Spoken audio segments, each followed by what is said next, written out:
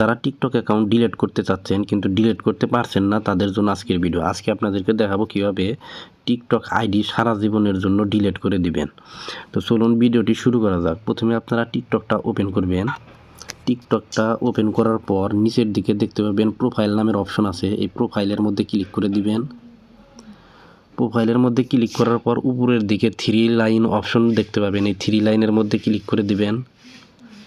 3 লাইনের মধ্যে ক্লিক করার পর আপনারা উপরের দিকে দেখতে পাবেন সেটিং নামের একটি অপশন আছে, এই সেটিংয়ের মধ্যে ক্লিক করে দিবেন। এরপর দেখতে পাবেন অ্যাকাউন্ট, এখানে ক্লিক করবেন।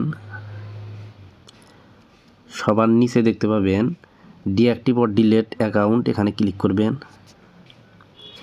এরপর ডিলেট অ্যাকাউন্ট পার্মানেন্টলি, এখানে ক্লিক করে দিবেন। তো বন্ধুরা, এখান থেকে যে কোনো একটি সিলেক্ট করলে হবে, আমি সবার উপরেরটা সিলেক্ট করে দিচ্ছি। এরপর দেখতে পাবেন কন্টিনিউ অপশন আছে, এখানে ক্লিক করে দিবেন।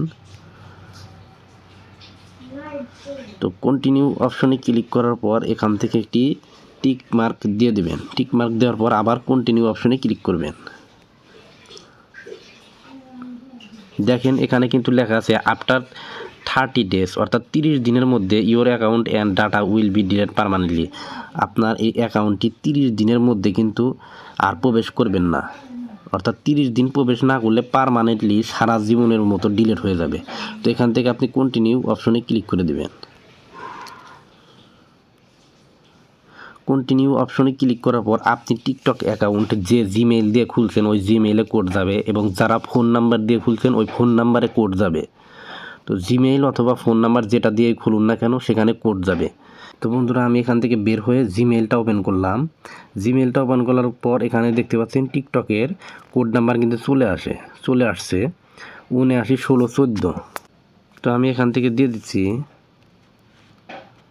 791614। এটা দেওয়ার পর ডিলেট অ্যাকাউন্টের মধ্যে ক্লিক করতে হবে,